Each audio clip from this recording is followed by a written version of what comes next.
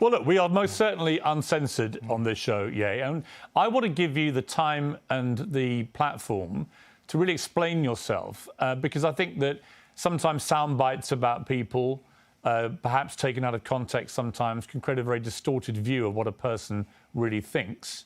What do you think, looking back over the last few weeks in particular, what do you think have been the biggest misconceptions about you? Well, I think there's a left agenda to silence anyone that goes against the agenda. Let's go back to Trump running for office back in 2015.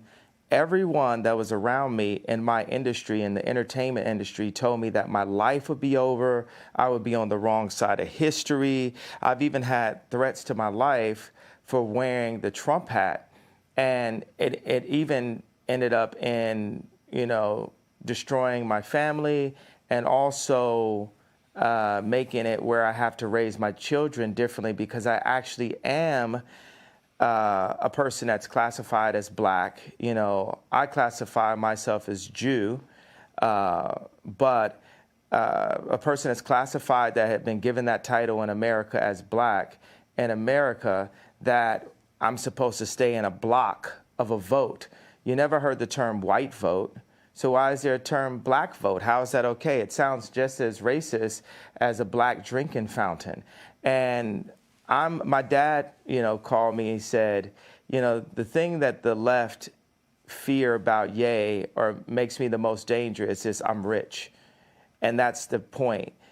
Tupac told me back in the days, you had to get your money right and then you go to war. So I'm going to war. I don't have endless resources. I only have maybe, honestly, only maybe $120 million in my account.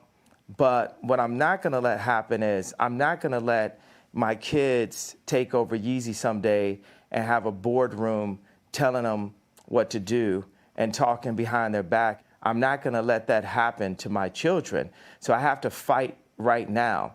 And the other powerful icons in black music, when they were at the top of the game, they didn't fight at that point. They were too afraid of losing whatever they had. So by the time they wanted to make a difference, by the time Bill Cosby wanted to buy NBC, he didn't have the Cosby Show at that time to be able to stand up when they wanted to literally throw him in jail, where they actually did throw him in jail.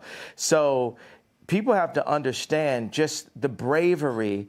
There's so many people everywhere. I know everyone can relate to being afraid to say what you're going to feel because you feel like you're going to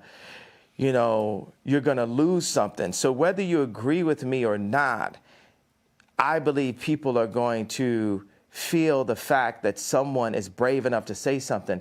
Every day I do 5 things that people have been historically killed for. Every day.